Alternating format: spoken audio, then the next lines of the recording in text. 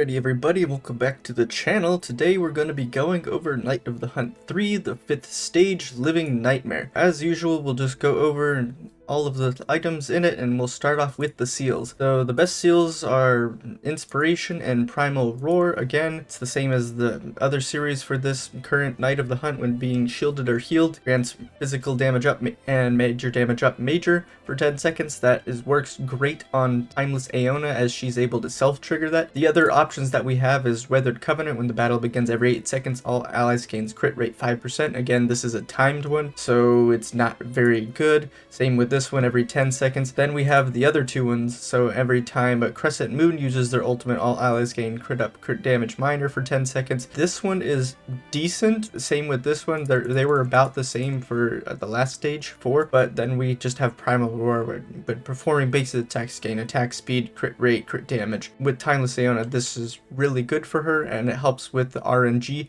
so you're able to get perfect RNG on this, so it's something that you could repeat multiple times, and it's also something that you could do full auto on. So it's very, very nice for these teams. So you could just sit there if you have some time. Again, you're watching a movie, you're eating something, whatever, you could just sit there and repeat full auto. I haven't found too much of a difference on this one between ×1 and ×2 speed, but just to be safe, I've been running it on ×1. I know many of the other stages running it on ×1 is a little bit better because there's faster reaction. If we look at some of the teams, there's again, same with the stage 3, where there is 2 different main sorts of teams. One is if you are a Chrono 5 team, that'll help you to get sub 16. And then if you aren't Chrono 5, your time's going to be anywhere from like 16 to 20-ish. Yeah, 16 to 20-ish.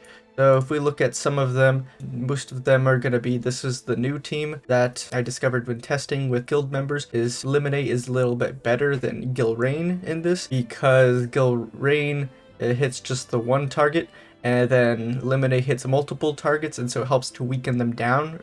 So that means Timeless Aeona spends a little bit less time shooting the rest of the mobs with her attacks, then she could spend more basic attacks on the main boss. That helps to finish him off faster. And then we'll go over and look at some of the teams in the guidebook, but as you could just see, some of them are not too much variety for this one, but there are a lot of characters that are interchangeable. This is a Chrono team. So here we are at the guidebook. Again, this is going to be the main team right here.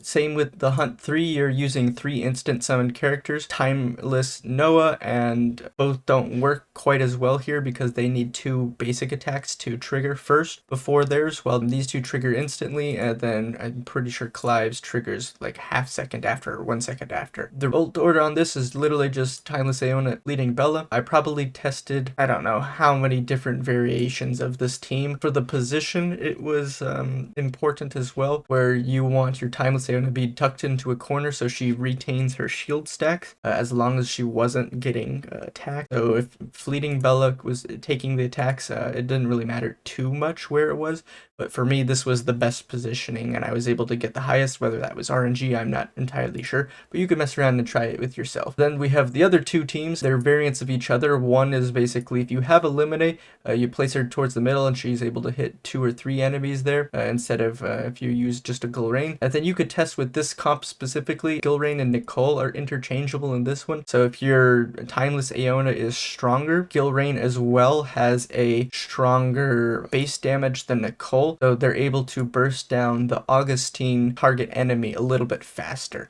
So you're able to get 0.5 more seconds of Timeless Aeona rather than 0.5 seconds of Blood Moon. So it just depends on your team how built up your Timeless Aeona is. You can mess around with this. In the notes, scroll over here, you could see Gilrain, Nicole, Lemonade, Haiti are all interchangeable, set up depending on your roster. Lemonade is going to be one of the strongest for bursting down the enemies. Gilrain has the next highest damage. Then Nicole and Haiti are both tied, but I think Nicole is a little bit better just because she has a lower ult cost than Haiti. Haiti is pretty much one of the weakest for this. Then the tech for that. Team 1 again uses Chrono and 3 instant summon cares. Team 2 and 3 are using the Augustine Blood Soul rotation. This is basically if you don't have Timeless Aeona, you could use a team somewhat like this. Again, interchangeable, using all the different characters.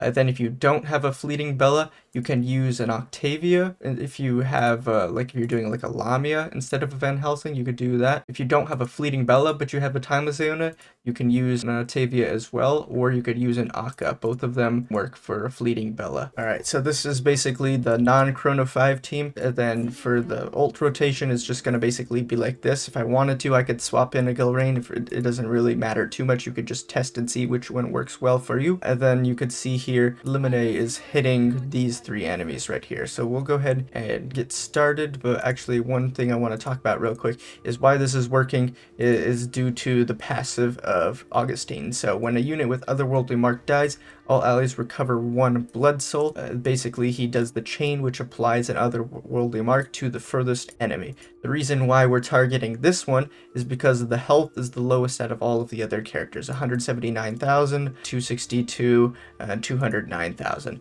So this is the weakest, therefore the easiest to kill, and then that'll trigger the blood soul so you're able to get your Timeless Aeona on. So we'll go ahead and run this.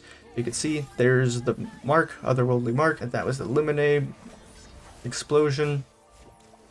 And then now we're going to do Timeless Aeona.